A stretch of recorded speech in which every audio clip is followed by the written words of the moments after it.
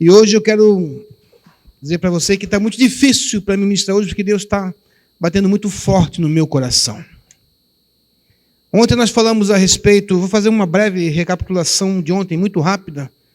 Ontem nós falamos um pouco sobre bastardismo, uma questão que muitas famílias se identificam, muitas pessoas até então não tinham sentido do que significava não ter um pai, ser um filho de uma mãe solteira, ser um filho de um segundo casamento. E isso gera na vida da pessoa consequências que, se nós não nos alertarmos para isso, não tivermos o entendimento do que precisa ser feito, que através da adoção nós podemos ser livres disso, existem castigos que são geracionais, no mínimo, né? Como fala a Bíblia, são 10 gerações, e isso vai nos acompanhando. Então, Deus proporcionou e mandou Jesus à terra para que pudesse haver essa adoção. E um dos motivos que Deus falou lá em Deuteronômio capítulo 23, versículo 2, que nenhum bastardo poderia ficar na congregação do Senhor quando o Senhor viesse falar, justamente, eu até nem falei ontem, mas eu estava me atendo hoje, é que um bastardo ele não tem sentimento de pai, ele não conhecia seu pai, ele não poderia ouvir a voz de Deus, porque mesmo o povo não sabendo que o entendimento que Deus era pai, por causa do afastamento lá do Éden, mas Deus sempre procurou se relacionar com o homem como pai, e sempre buscou estreitar esse relacionamento com o homem. Amém? Mas vamos deixar os bastardos para lá, já falamos disso ontem. Hoje nós vamos falar sobre orfandade. Tá? O nosso versículo base está em Malaquias capítulo 4, versículo 5 e 6. Você pode abrir na sua Bíblia aí. Malaquias capítulo 4, versículo 5. É o último livro do Velho Testamento. Esse é nosso versículo base de hoje.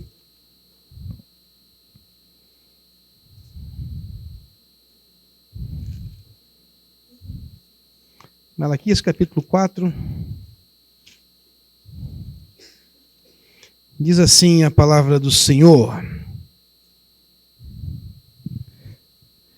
Eis que vos envio o profeta Elias, antes que venha o dia grande e terrível do Senhor, e converterá o coração dos pais aos filhos e o coração dos filhos aos seus pais, para que eu não venha e fira a terra com maldição. Amém? Glória a Deus. Quero começar essa nossa parte desse segundo dia do nosso seminário falando um pouco a respeito de adoração. Todos nós sabemos, né, e conhecemos a história da queda de Satanás, da rebelião que houve lá no céu, e que ele foi lançado na terra, e Deus criou o homem para o louvor da sua glória. Deus criou o homem para receber adoração. E aquela situação que aconteceu lá no Éden impossibilitou o homem de ter essa comunhão e de ter essa adoração diante de Deus. Sendo que nós vemos sempre no Velho Testamento, existia o tabernáculo, existia toda aquela parte do Santo dos Santos, o lugar santíssimo, onde existia o véu que impedia o homem de entrar até diretamente diante de Deus. Somente o sacerdote podia entrar uma vez por ano, amarrado com uma corda na sua cintura, porque se ele tivesse em pecado, quando ele entrasse no Santo dos Santos e fosse fazer um sacrifício ao Senhor, ele seria fulminado. Por quê? Porque o estado natural do homem, através do pecado, o homem perdeu a paternidade de Deus, ele estava órfão, ele não tinha, o pecado do homem não tinha como ficar diante de Deus. Então quer dizer que a adoração do homem a Deus, ela foi cortada através do laço do pecado que entrou lá no Éden. Por que eu quero dizer isso para vocês logo no início? Eu acho muito tremendo, pastor João, a primeira parte do culto. Eu acho tremendo quando eu vejo o Tiago adorar. O Tiago é um adorador, glórias a Deus por isso. Mas nós prestamos uma adoração a Deus. E muitas vezes nós pensamos que nós estamos adorando a Deus em espírito e em verdade, que a Bíblia fala que Deus está procurando os verdadeiros adoradores, aqueles que adoram o Pai em espírito e em verdade. Mas na realidade não passa de uma atitude carnal nossa. Isso não é generalizando, mas muitas vezes eu estou aqui com meus olhos fechados, adorando a Deus. Às vezes eu estou chorando, às vezes eu estou me deliciando, rindo, me entregando ao Senhor, mas o meu coração não está voltado para o Senhor, porque se nós não tivermos um pleno relacionamento com nossos pais, nós não conseguimos ter um pleno relacionamento com Deus.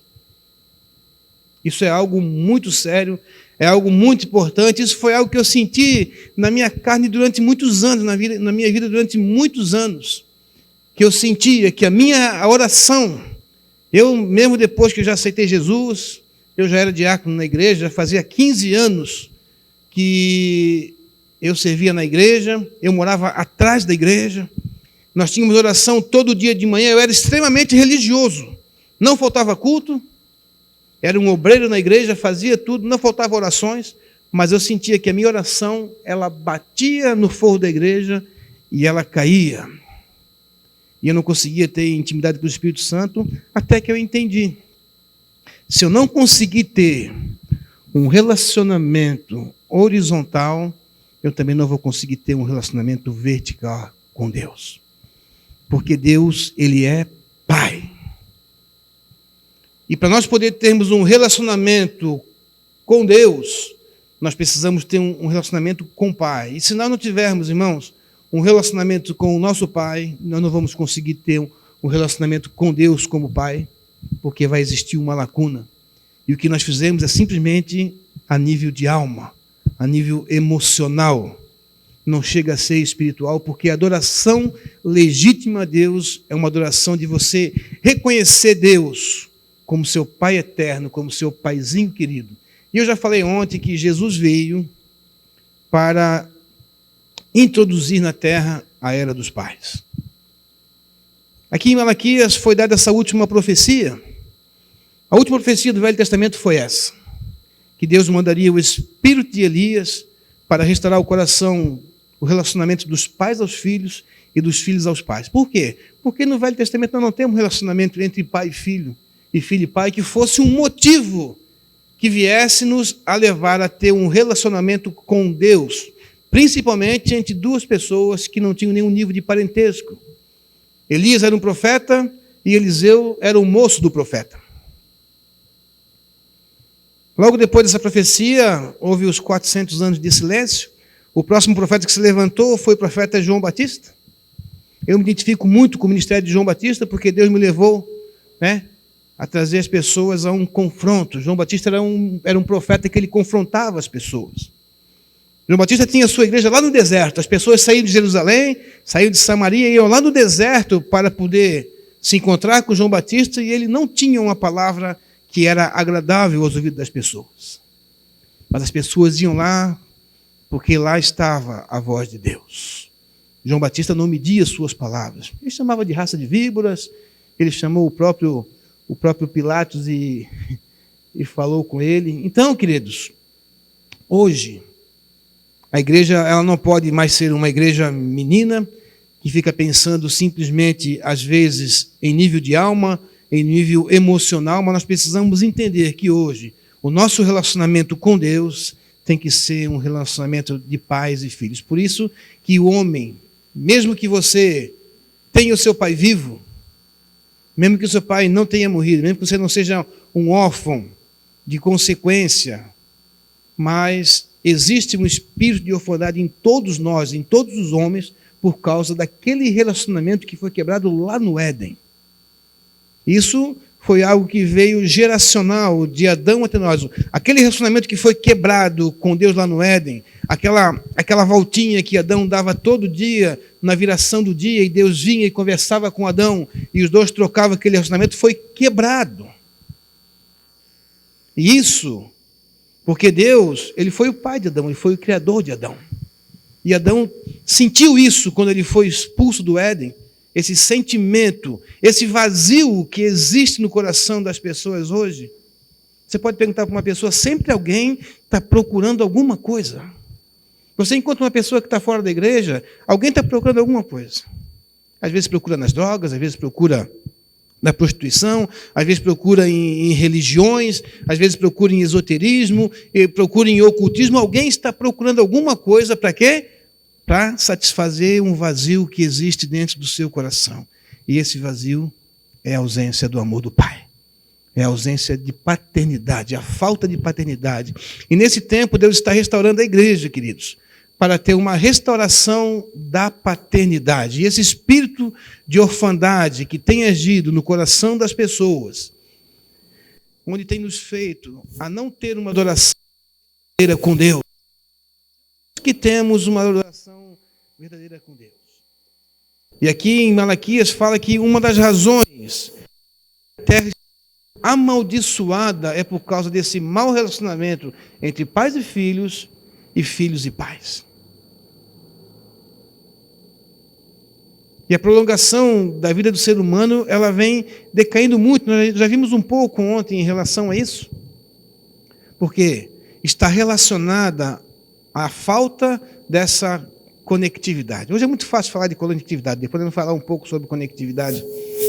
Mas a maneira como as pessoas estão relacionando-se com seus pais no dia de hoje é uma maneira muito fria.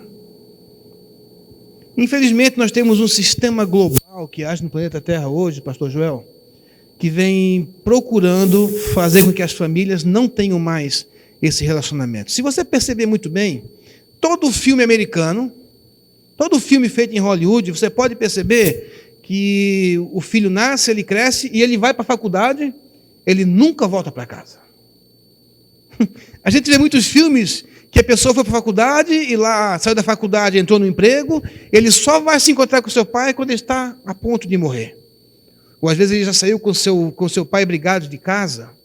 As pessoas não têm aquele retorno para casa, não voltam para a casa do pai, não têm o relacionamento de família, o inimigo vem cortando isso para que a paternidade ela chegue a parar num certo ponto da vida de uma pessoa. O que significa a palavra paternidade na vida de uma pessoa hoje? Paternidade é um acompanhamento.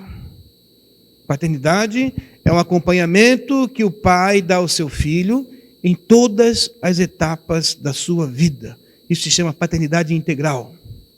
Quando se fala de paternidade, muitas pessoas falam assim, ó, a minha paternidade vai com meu filho até que ele se case, porque a Bíblia fala que quando o homem se casa, ele se une à sua mulher, os dois se formam uma só carne e formam uma outra família. E muitas vezes aí as pessoas pegam e quebram o laço de paternidade, pensando que depois que o filho casou, não tem mais que dar paternidade. A minha mãe morreu agora em 2013. Eu sinto tanta falta dela. Tanta falta dela. Eu sinto a falta dela. Porque ela foi uma mulher que ela me deu paternidade, maternidade e paternidade. Depois eu vou contar para vocês porque ela me deu maternidade e paternidade até o último dia que ela viveu. E se eu pudesse, eu fazia, Senhor, manda ela de volta. Manda ela de volta. Porque eu sinto falta dela. E muitas pessoas têm os seus pais vivos e não têm relacionamento com seus pais, porque em algum momento da sua vida algo aconteceu. Em algum momento da sua vida, algo no seu relacionamento. Existem aquelas pessoas que são porque nasceram órfãos, porque seus pais morreram, né? No decorrer das vidas, seus pais morreram e ficaram órfãos. O seu pai ou sua mãe, eu já expliquei ontem, que quando eu falo de paternidade, eu falo de paternidade e de maternidade também. Existem situações que quem morreu foi o pai e a criança ficou somente com a mãe, ou situações que quem morreu foi a mãe e a criança ficou com o pai, e essa pessoa acabou ficando órfão. Então a situação órfão é uma criança que tem o seu pai ou a sua mãe mortos, que é diferente do bastardo, que é aquele que não tem pai reconhecido. Tá? Então assim, orfandade, ela é uma condição, mas também ela é uma mentalidade. Tá? Condição de órfão é isso que eu falei. Talvez seu pai faleceu, ou sua mãe faleceu e você ficou sem o pai. Isso é condição de órfão. Mas mentalidade de órfão é aquela pessoa que tem o seu pai vivo, mas nunca teve um relacionamento com ele como pai. Eu vou explicar aqui rapidamente. Nós trabalhamos muito um tempo lá na igreja a respeito de cura interior, de relação de traumas. E o trauma, ele pode entrar na vida de uma pessoa desde muito tempo atrás, Um trauma, ele pode entrar na vida de uma pessoa. Eu vou falar especificamente de paternidade, tá? Existem outras situações de traumas que não vão entrar nessa minha fala aqui. Mas, muitas vezes, uma criança, ela nasce de uma relação indesejada. Vamos supor que os pais não estavam bem, algum dos dois se descuidou e a mulher acabou engravidando. E quando essa mulher, ela descobre que ela está grávida, ela acaba rejeitando aquele feto que já está no seu ventre. Eu quero que você saiba que, principalmente as mulheres, tudo que é emocional que uma mulher sente, a criança, quando está no seu ventre, ela também sente. Emoções que o pai transmite para sua esposa, a criança, quando ela está no ventre, ela também sente. Se um casal briga durante a gravidez, a criança também está ouvindo, ela também está sentindo. Nós não percebemos, nós não sabemos, mas isso, tudo que acontece, em todo o processo, desde quando a semente do homem foi injetada no óvulo da mulher e fecundou aquele óvulo, aquela criança já passa a ter uma vida e já começa a absorver e já começa a retirar da mulher informações, daquelas que vieram com o pai do seu espermatozoide, e já começa a tirar da mulher informações que estão no seu próprio organismo também, é onde começa a se formar toda aquela criança naquele ventre. Então, queridos, um trauma pode entrar na vida de uma criança no momento em que ele foi fecundado aquele óvulo. Muitas vezes uma mulher foi estrupada, e daquele estupro ela acabou engravidando. Muitas vezes a mulher acabou engravidando e não era o desejo do coração dela naquele momento de engravidar. E quando ela descobre, ela acaba rejeitando aquele filho no seu útero. Outras vezes é quando o pai descobre que a mãe está grávida e ele acaba rejeitando aquela criança porque não era o momento propício, talvez. Outras vezes é quando a mulher descobre que ela está grávida, e quando uma mulher fica grávida, automaticamente o corpo da mulher ela começa a sofrer modificações. Ela começa a engordar um pouco, o seio incha, bom, enfim, a mulher começa a ter algumas deformidades no seu corpo. E aquela menina que era bonitinha, lindinha, toda certinha, ela começa a ficar um pouquinho maior, e ela começa a olhar para ela, a vida da mulher olhar para o espelho, né? E ela olha para o espelho, eu não sou mais aquela coisinha. E às vezes existem casos de mulheres soquearem a sua barriga porque aquele filho está deformando o seu corpo. São traumas que vão entrando em diversas fases. Outras vezes, já está passando o tempo da sua gestação e existem brigas de casal. Muitas vezes o marido bate, espanca a esposa que está grávida e a criança também absorve isso. Outras vezes a mulher pode cair um tombo, cair no chão e bater com a sua barriga no chão, a criança também absorve isso. Mais adiante, hoje nós temos muito recurso, hoje nós temos ultrassom em 3D, né? A pessoa já consegue ver a foto da criança enquanto ela está na barriga da mãe. Antigamente só via aquela coisinha batendo, antigamente, mais atrás ainda, ninguém sabia se ia ser filho ou ia ser filha. Se olhava para a barriga. Se a barriga fosse um pouco pontuda, era homem. Se fosse redonda, era mulher. Era mais ou menos assim, em 1900, antigamente, na época da minha esposa ainda. Né? Então, muitas pessoas, quando essa criança nascia, tá? Muitas vezes, a mulher ela não tinha dilatação suficiente e ela ia para um parto normal. Muitas vezes essa criança ela tinha a sua cabeça achatada na hora do seu parto. Também recebe um trauma. Segunda coisa, depois quando essa criança nasce, que a mãe olha para aquela criança, ela não sabia se era menino ou se era menina, e quando ela vê que era um menino, ela queria uma menina. Às vezes é como o pai. Quando viu que nasceu, era uma menina, ele queria um menino. Eu já pedi perdão para o meu filho, todo lugar eu conto isso, sabe? Meu filho nasceu aqui em Dom Joaquim, em Brusque. Ele é brusquense, pastor Jorge. Nós dizemos assim, mais um de Brusque, a gente fala lá, né? Meu filho é mais um de Brusque. A gente vinha de Itajaí aqui para fazer o pré-natal com o Dr. Moser, né? Aqui em Dom Joaquim. Então, assim, no dia No dia que meu filho nasceu, nós vemos umas 7 ou 8 vezes aqui de alarme falso, porque a minha esposa, ela teve gravidez de risco. Então, às vezes estava de madrugada, eu tinha que pegar o carro e correr para o hospital, chegava aqui e não era nada. A gente voltava para casa. Até que chegou um dia que ele nasceu, aquela coisa linda lá. Né? Aí, e eu estava lá ansioso lá fora, esperando passar o bebê, tem aquela janela de vidro assim para ver o bebê. Né? Aí, de repente, passou a enfermeira com o bebê no colo, eu olhei assim, é o meu? Assim, não, o seu vem lá atrás. Né? Aí passou uma enfermeira puxando uma caixa de supermercado, e ele estava dentro. Gente, ele era tão feio que nem no colo eles queriam pegar ele. Mas eu não rejeitei naquele momento. Quando eu fui falar com ela assim, e aí, viu meu filho? Ela falou para mim assim, vi, querida, era tão feio, tão feio. Ele parecia, sabe o quê? Você já viu aqueles cascudos de aquário? Que ele fica assim no vidro do aquário para lamber aquele lismo assim. A boca dele era assim, querido, nosso filho é tão feio, mas eu amo ele. Não, ele já está curado, ele já está curado. Olha que coisa linda lá. Né? Ele puxou o pai. Mas naquele momento, que talvez pudesse ser um trauma, para nós ele era a criança mais linda do mundo.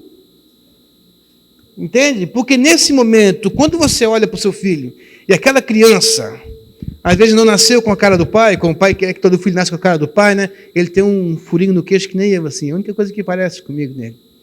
Mas às vezes a criança não é a cara do pai, às vezes é parecido com alguma coisa que ele pensou, e às vezes ele pensa que aquele filho não é dele. Com meu pai aconteceu isso. Meu pai dizia que eu era um filho bastardo. Mas no final eu vou falar um pouco sobre isso. Existem fases da nossa vida em que entra um trauma na nossa vida. Aí depois que essa criança nasce, e aí ele é rejeitado pelo pai ou é rejeitado pela mãe, e esses traumas começam a ficar na mente da pessoa. Depois a criança cresce, aí ela aí começa a ir para o jardim de infância, aí às vezes ela tem a orelha grande, às vezes ela tem o nariz grande, aí um chama de Dumbo, né, outro chama de Pinóquio, e vai criando trauma nessas crianças. Às vezes já chega com 4, 5 anos, vai para o primeiro ano da escola, muitas meninas são abusadas nesse meio tempo, quando já não foi abusada pelo pai em casa algumas vezes também. Queridos, pode parecer até um pouco engraçado, mas é algo muito sério que eu estou falando aqui para vocês nessa noite. Fases da nossa vida em que nós possamos ser abusados mentalmente, em que entra um trauma na nossa vida, que nós guardamos, sabe aonde isso? No lugar secreto do nosso coração. Dentro daquela porta, onde fala assim, ó, você pode entrar aqui na minha casa, você pode fazer tudo, limpa tudo, faz tudo, só não entra naquele quarto, porque ali naquele quarto só tem coisa que não presta. E geralmente a gente costuma guardar isso naquele lugar, no lugar mais secreto do nosso coração. Tem muitas mulheres que foram abusadas por seus pais. Tem muitas pessoas que foram espancados por seus pais. Tem muitas pessoas que foram abandonados por seus pais. Tem mulheres que foram obrigadas a casar por algum homem porque o seu pai queria que acontecesse. Teve mulheres que foram obrigadas a casar com algum homem que ela não amava, simplesmente para sair de casa e sair debaixo do jugo do seu pai. Porque aquele pai ele nunca foi um pai para a gente, nunca foi um pai que gerou paternidade. A minha história, queridos, eu vou mudar todo o contexto que eu ia falar hoje, eu vou falar amanhã, porque eu entrei em parafuso hoje, pastor João. Porque eu falei assim para Deus, tem que acontecer uma cura dentro da tua igreja. Queridos, eu já falei para vocês, eu e a minha esposa, nós morávamos atrás da igreja, um quartinho pequenininho atrás da igreja. Nós tínhamos um rato de estimação que vinha roer nossa unha de madrugada sempre. E eu tive um chamado do Senhor muito cedo. E a gente acabou fundando uma igreja na nossa família. E essa igreja existe há 32 anos. E esse é o tempo que eu tenho de conversão, que eu conheço Jesus. Mas 15 anos da minha vida foi um tempo em que eu era crente, eu era religioso, eu estava dentro da igreja, eu fazia tudo o que era necessário, eu orava, mas eu não tinha um relacionamento com Deus. Eu sabia que a minha oração, ela não conseguia passar do teto da igreja. E olha que eu orava, gente. Nós tivemos um dia um retiro de casais aqui em Nova Trento. Antigamente eles alugavam para retiro ali, onde é a Madre Paulina. Nós fizemos um retiro de casal ali. E naquele retiro de casais que nós fomos, praticamente todo mundo na igreja, que ainda não era batizado com o Espírito Santo, foi batizado naquele retiro. Menos eu. Menos eu. E eu fazia muita indagação para Deus, dizendo: Deus, o que tem de errado comigo? Eu quero tanto. E eu fazia força. E eu me esforçava. E eu queria. E nada acontecia, nada acontecia. Aí um certo dia, nós tínhamos oração de homens, todo dia, das 6 às 7 da manhã. Um certo dia eu estava naquela oração de homens, e tinha um pastor da nossa igreja que ele conduzia essa oração. E ele disse assim: Robson, Deus me falou que você tem que pedir perdão para o seu pai. Aquilo entrou no meu coração, pastor João, como uma espada. Como uma espada. Que tivesse perfurando no mais íntimo. Foi uma dor tão grande, tão grande, tão grande. Eu vou contar a história do meu pai para vocês. Meu pai, nós somos uma família de 7 filhos. Dos 7 filhos eu sou o mais novo, eu sou o caçula.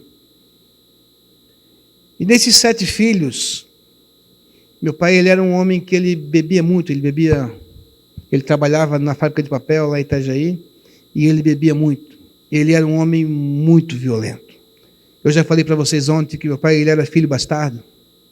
Né? Meu pai não conheceu o pai dele. Então ele não tinha nada para oferecer para nós de paternidade. Meu pai, para você ter uma ideia, o meu avô morreu e ele casou com a esposa do meu avô. Tem uma geração, uma maldição genética que tinha sobre a minha vida que era tremendo, pastor João. Eu tinha tudo para ser um drogado, para ser um prostituto, para ser uma pessoa que não iria dar nada na vida. Mas Deus teve muita misericórdia de mim e da minha família. Meu pai, ele batia muito na minha mãe. Meu pai quebrou todos os dentes da minha mãe com soco da parte de cima, de tanto que ele batia nela. Eu tenho um irmão que ele é 1 ano e meio mais velho que eu. Um dia meu pai pegou ele e jogou ele pela janela da nossa casa. Quando a minha mãe ficou grávida de mim, meu pai disse que eu não era filho dele. E aí ele começou a agir de má fé na minha família. A minha irmã mais velha tinha 11 anos e ele tentou estuprar a minha irmã mais velha. Meu pai batia em todas as pessoas da minha família. E quando eu tinha 6 meses de idade, meu pai foi embora de casa. Meu pai abandonou minha mãe com 7 filhos. Meu pai entrou de cavalo dentro de casa, quebrou tudo lá. E meu pai saiu de casa, porque meu pai, ele era aquele tipo de pessoa, e as pessoas na rua, todo mundo gostava dele, porque ele era uma pessoa relacional, ele se relacionava bem com todas as pessoas. E todo mundo fora de casa gostava dele. Mas ele saiu falando para todo mundo que a minha mãe havia traído ele, que eu não era filho dele, e que eu era um filho bastardo. Então, lá onde nós morávamos em Itajaí, em 1967, foi o ano que eu nasci, só existia uma mulher que tinha uma vaca, e essa mulher, ela vendia leite para todas as pessoas daquela localidade ali, né? Uma alemã. Então meu pai saiu falando para todo mundo que eu era filho bastardo, que a minha mãe havia traído ele, e aquela mulher, ela passou a vender leite para todas as pessoas, menos para minha mãe. Para minha mãe, ela não vendia leite. Ela acreditou no meu pai. Mesmo se alguém fosse comprar leite lá para trazer para minha mãe, ela não vendia, porque ela sabia a quantidade que ela vendia para cada pessoa por dia, ela não vendia quantidade a mais para ninguém.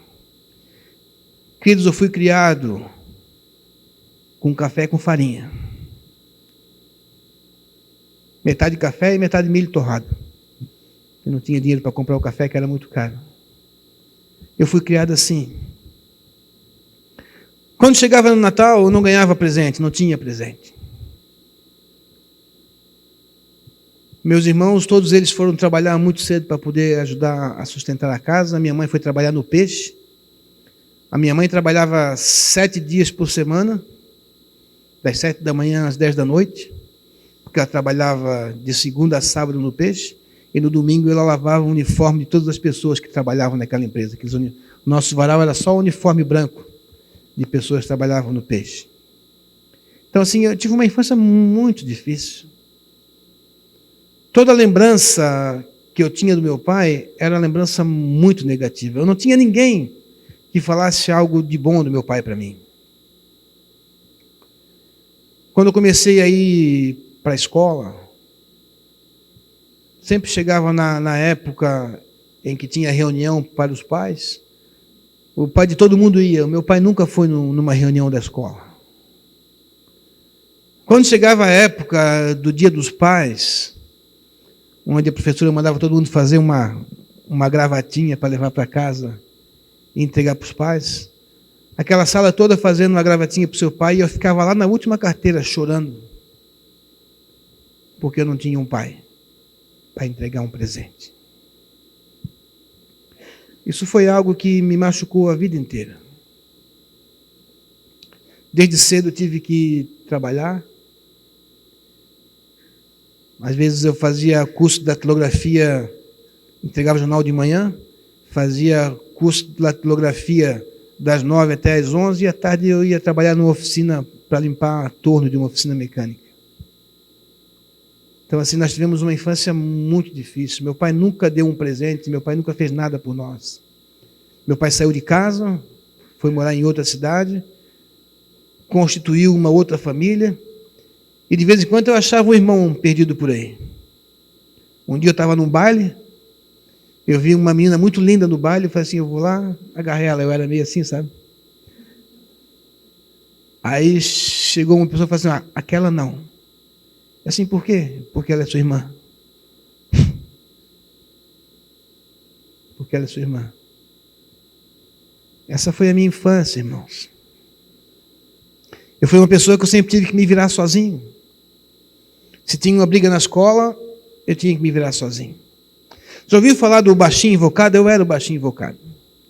Enquanto meus irmãos brincavam de carrinho, eu estava jogando futebol no meio dos grandão, né? Eu arrumava briga com todo mundo, eu arrumava encrenca com todo mundo, eu apanhava e eu não chorava. Eu era tão terrível na minha infância, eu era tão revoltado com essas coisas, que eu era chamado de coração de pedra.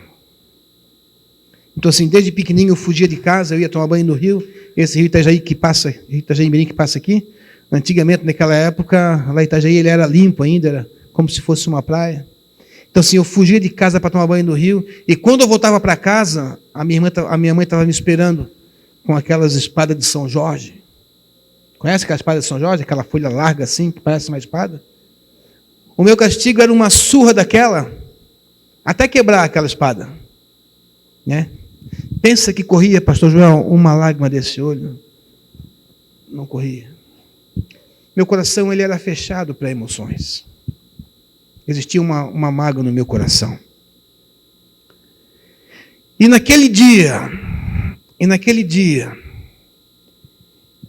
em que aquele pastor falou para mim assim, você precisa pedir perdão para o seu pai. E aí tudo isso que eu falei para vocês, isso veio como um filme na minha mente. Veio como um filme na minha mente. E veio falando, e eu falei assim, o quê? Eu pedi perdão para aquele cara, eu não chamava ele de pai. E assim, pedi perdão para aquele cara que fez isso com a minha mãe, com a minha irmã, fez isso comigo, assim. E eu sentia que era Deus falando comigo. E ele dizia assim, ó, você tem que pedir perdão para o seu pai. De todas as vezes que você lançou uma maldição sobre a vida dele. Todas as vezes que você falou que ele tinha que pagar com a mesma moeda tudo aquilo que ele fez. Toda vez que você desejou para ele que ele recebesse o mesmo castigo. Toda vez que você ignorou ele. Toda vez que você não honrou ele. Você tem que pedir perdão para o seu pai, porque senão você nunca vai ter um relacionamento com Deus. E aquilo, gente, aquilo doía. E de repente o Espírito Santo, ele veio como se fosse um raio dentro de mim. E eu comecei a chorar. Comecei a chorar às 7 horas da manhã.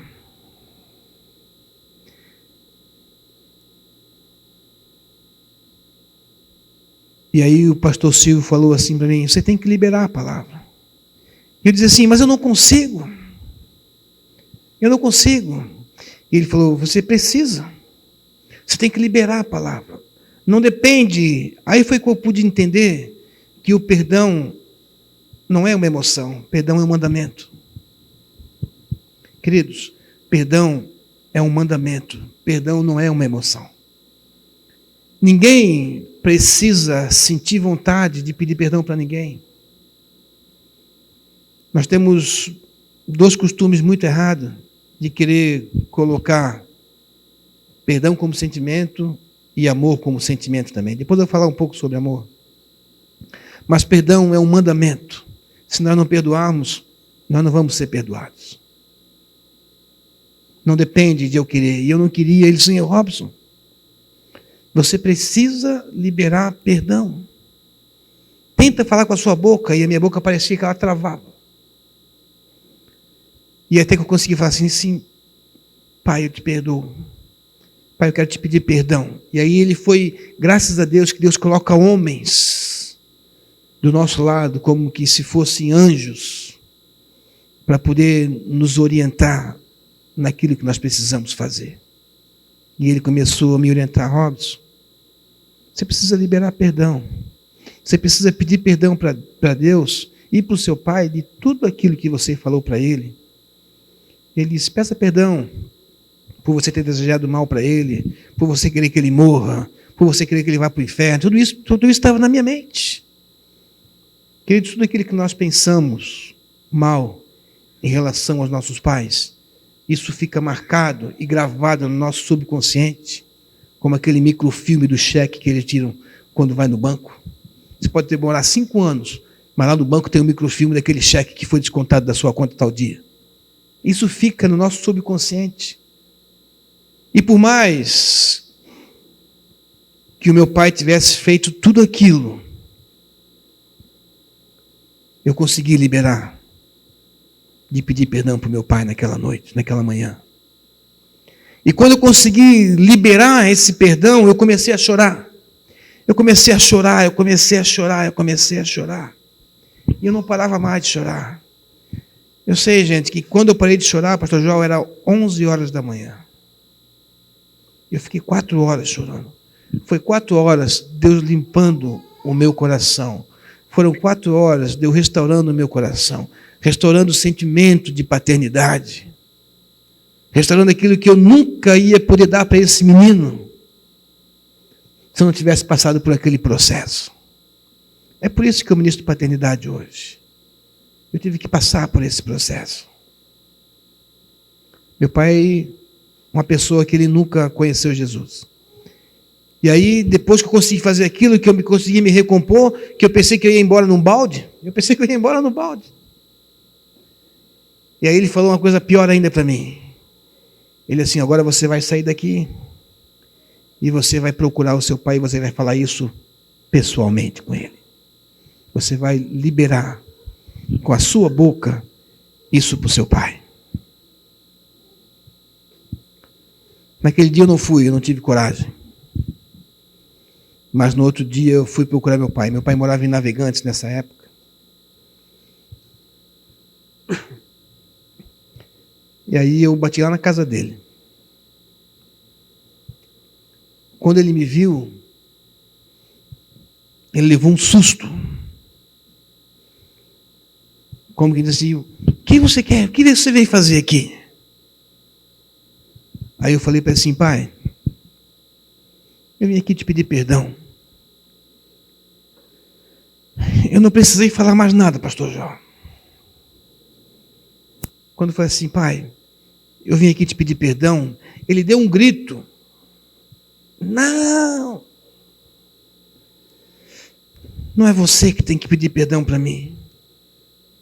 Sou eu que tenho que pedir perdão para você, para sua mãe, para os seus irmãos, para sua avó, para todas as pessoas, por todas aquelas brutalidades que eu tinha feito para você. Você tem uma ideia? A minha mãe foi da queixa na delegacia do meu pai. Ele não podia chegar a 1 quilômetro da casa em que nós morávamos. Se ele passasse de 1 quilômetro de onde nós morávamos, podia chamar a polícia que ele iria preso. Ele já estava, pastor Joel, 25 anos. Eu tinha 25 anos, né, querido? Aqui, eu tenho 48, há 15 anos atrás, quanto é que dá? 27 anos. 27 anos sem ir naquele lugar. 27 anos. E aquele homem, ele se jogava no chão, chorando e pedindo perdão por tudo, para mim, para minha mãe, para meus irmãos, para todas as pessoas que ele magoou, por tudo. Ele dizia, eu me arrependo, filho, cada fio do cabelo da minha cabeça. Eu me arrependo por tudo. Por tudo, por tudo, por tudo. E ali, queridos, Deus restaurou, Deus me colocou um amor no meu coração por aquele homem. Deus restaurou a minha paternidade naquele dia. Porque aquele homem valente, malvado, estava ali como uma criança no chão, se arrependendo de tudo que ele tinha feito, com outra família constituída. Queridos, tudo aquilo que ele fez para nós, ele colheu. E pior. Na nossa família, graças a Deus, nós somos 7 filhos. Deles, são 3 pastores, 1 evangelista, 2 diaconisas, somente um irmão que não aceitou Jesus ainda. Eu sou pastor, tenho mais 2 irmãs pastoras, tenho um irmão que é evangelista, tenho 2 irmãs que são diaconisas. Amém? Deus restaurou completamente a nossa casa. E para a honra e glória do Senhor, eu e a minha irmã mais velha, a pastora Nisso, nós começamos a evangelizar o meu pai. E em 2008, meu pai aceitou Jesus como Senhor e Salvador. E eu tive a honra de fazer o culto fúnebre dele. Meu pai hoje está no céu. Morreu com o Senhor. Deus teve misericórdia da minha família, porque nós deixamos que Deus restaurasse nossa paternidade. Queridos, eu não sei como é que foi a sua infância. Eu não sei como é que foi o seu relacionamento com seu pai, com a sua mãe. Infelizmente, os nossos pais, as pessoas mais antigas, não tiveram a oportunidade de receber isso que nós estamos recebendo hoje. Eu tenho certeza que se tivesse alguém na época que meu pai morava com a minha mãe ainda, alguém que tivesse chegado lá e tivesse orientado ele, e tivesse ministrado isso com ele, talvez o rumo da nossa família teria sido totalmente diferente. Então, talvez nós passamos por isso, talvez você tenha passado isso por sua casa, talvez você passe isso hoje, talvez o seu pai morreu e você não conseguiu liberar perdão para ele, porque as pessoas antigas eram pessoas que não tinham entendimento, eram pessoas grossas, eram pessoas que não tinham cultura, eram pessoas que tinham aquela tal da síndrome de Gabriela. Já ouviu falar de síndrome de Gabriela? Porque eu nasci assim, eu fui assim, meu pai era assim, meu avô é assim, e eu continuo sendo assim. Irmãos, Deus preparou todo um caminho para restaurar a paternidade no reino. Por que eu falei para vocês hoje aqui a respeito da adoração? Porque eu não quero que nenhum de vocês seja falso como eu fui durante muito tempo. De achar que eu estava adorando a Deus. De achar que sendo religioso nós estamos agradando a Deus, nós não conseguimos agradar a Deus com o nosso homem natural.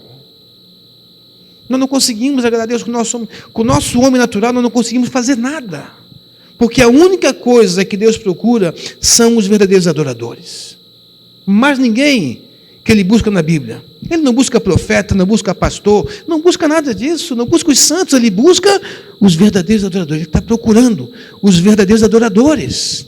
Mas só consegue adorar a Deus quem consegue adorar o seu Pai também. Se você não conseguir ter um relacionamento horizontal com o seu Pai, você jamais vai ter Deus como Pai também.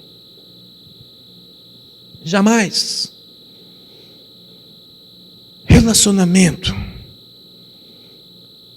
Esse sentimento de orfandade. Eu era um órfão de pai vivo. Eu não tinha uma condição de órfão. Meu pai não havia morrido, mas eu tinha uma mentalidade de órfão. Mentalidade de órfão. Quem tem mentalidade de órfão não obedece à autoridade. Quem tem mentalidade de órfão tem a autoestima lá embaixo. Quem tem mentalidade de órfão acha que não tem validade para ninguém. Quem tem mentalidade de órfão, ele é acumulador. Quem tem mentalidade de órfão, ele divide. Ele não soma. Ele acha que tudo tem que ser seu. Ele acha que os outros vão tirar dele, porque um dia tirar do seu pai, as pessoas vão tirar as outras coisas dele também. Mentalidade de órfão. Deus quer restaurar a sua igreja. Deus quer restaurar a sua vida nessa noite. Existem 3 tipos de paternidade. Paternidade natural, que é o seu pai. Paternidade celestial, que é Deus. E paternidade espiritual, que é aquela pessoa que dá suporte para a sua vida espiritual. Amanhã vamos falar sobre paternidade celestial e paternidade espiritual. Hoje, nós vamos tratar de laço de relacionamento paternal com o nosso pai natural. Talvez o seu pai já morreu. Talvez o seu pai te machucou muito. Talvez o seu pai criou traumas na sua vida. Talvez seu pai te abusou. Talvez a sua mãe te abandonou. Talvez você foi espancado pelo seu pai. Talvez seu pai quebrou os dentes da sua mãe. Talvez você tenha passado por situações semelhantes a essa, ou situações muito piores, que tem pais que chegam a assassinar pessoas da família. Queridos, nós não podemos passar por essa vida com trauma, ser impedidos de entrar no céu, ser impedidos de passar uma eternidade com o Senhor por causa de laços naturais, simplesmente por capricho e por feridas que ficaram no nosso coração. São feridas que ficam no nosso coração. Tem uma teologia que fala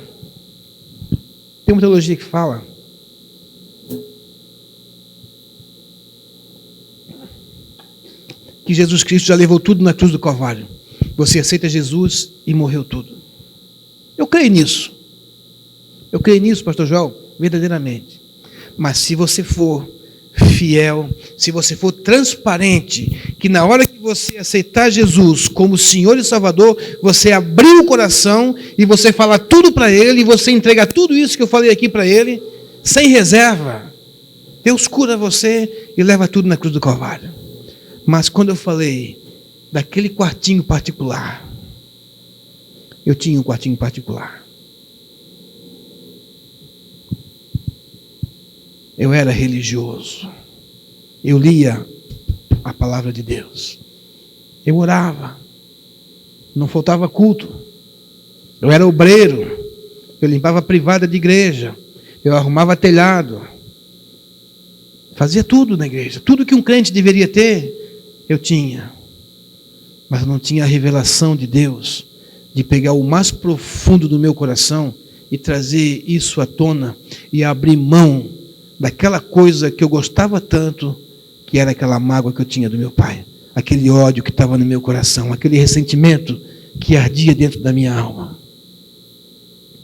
Esse sentimento de vingança, irmãos, aquela música da Damares, que a minha vitória vai ter sabor de mel, aquilo é uma mentira do diabo. A nossa vingança não tem sabor de mel, não, irmãos. A nossa vitória não tem sabor de mel. Ela tem joelho no chão, um arrependimento, perdão.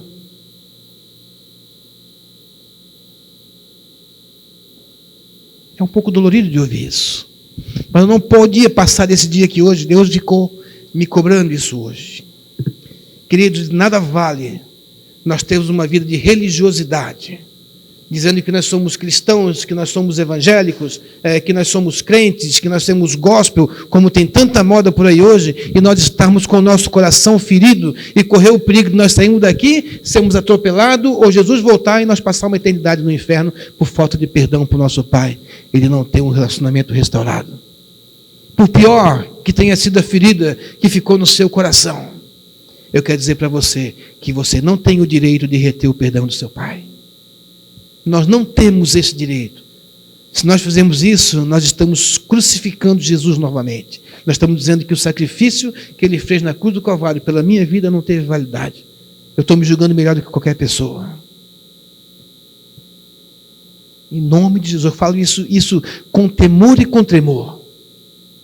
Tão certo como essa luz está nos iluminando hoje, queridos. Você não pode passar desse dia sem permitir que Deus faça um renovo dentro do seu coração. Que você saia aqui desse lugar totalmente restaurado. Que se seu pai estiver vivo ainda, você saia daqui e amanhã você vai na casa dele. Ou você vai hoje, se retrate com ele hoje ainda. Em nome de Jesus. Para preservar a sua vida. A sua herança. Existe uma herança para nós. Nós fomos adotados por Jesus. Ele pagou um alto preço. Ele morreu naquela cruz. Ele veio instaurar aqui nessa terra a era dos filhos. Foi ele que falou assim: paizinho, paizinho, Abba, pai. E ele falou assim lá em João 16: eu não vos deixarei órfãos. Não vos deixarei órfãos. Jesus falou assim: ó, eu vou para o Pai, mas vocês não vão ficar órfãos. Eu vou mandar o Consolador, eu vou voltar, eu vou buscar vocês. Nós não vamos ficar órfãos. Você não vai ficar órfão em nome de Jesus. Ele vai voltar. Mas se Ele voltar, queridos, nós não sabemos nem o dia nem a hora. Se Jesus voltar e nosso coração continuar assim, nós não subimos com Ele, irmãos. Nós não subimos com Ele. Essa é a parte mais importante da nossa vida. Se nós não conseguirmos restaurar esse relacionamento horizontal, nós não vamos conseguir ter esse relacionamento vertical. Nós não vamos conseguir ter relacionamento com Deus. Hoje eu falo Deus, meu pai, meu paizinho querido, eu chamo Ele de pai. Eu não conseguia falar isso para Deus. Mas eu tive que abrir mão do meu orgulho. Eu tive que abrir mão da minha soberba. Eu tive que abrir mão do meu direito em favor do meu Pai. E a Bíblia fala: primeiro mandamento com promessa: honra teu pai e tua mãe. Efésios 6, abra comigo aí Efésios 6. Essa palavra aqui, irmãos, ela tem que ficar gravada no seu coração. Efésios capítulo 6, versículo 2.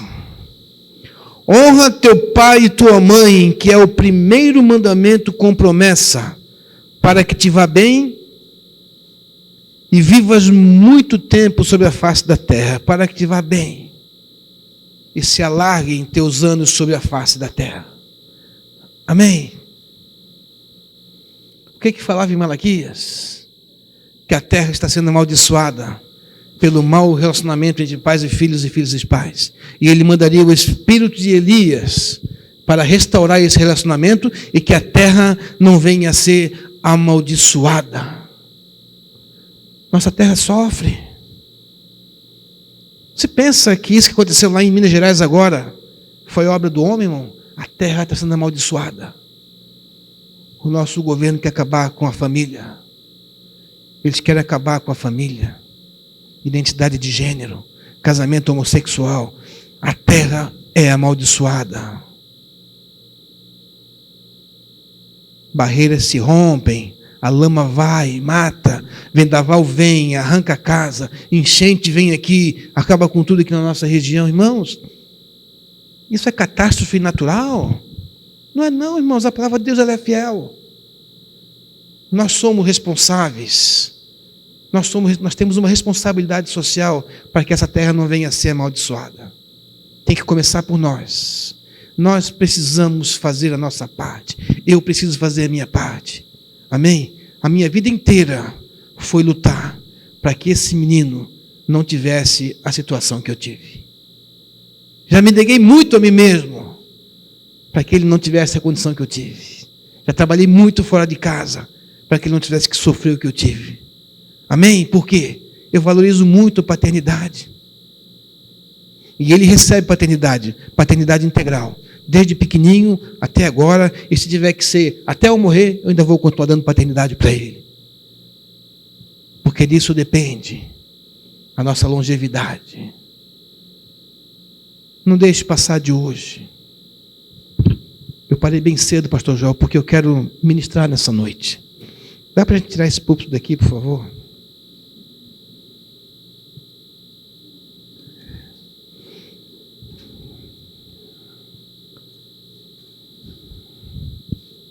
Irmãos,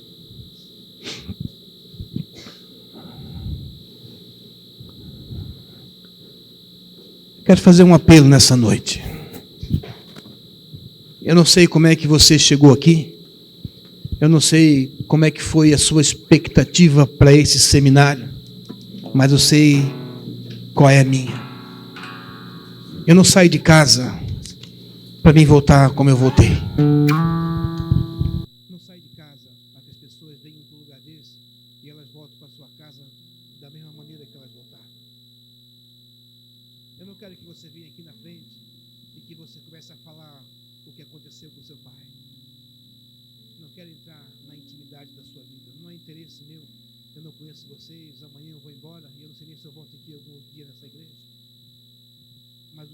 Fazer aqui o que eu me propus a fazer para Deus quando eu resolvi trabalhar com paternidade, pastor Joel, foi usar aquilo que Deus fez na minha vida para proporcionar cura na vida das pessoas, restauração de paternidade da sua vida, primeiramente com seu pai, seguramente com Deus e terceira com seu pai espiritual. Pessoas que tiveram a infelicidade de ser filhos bastardos.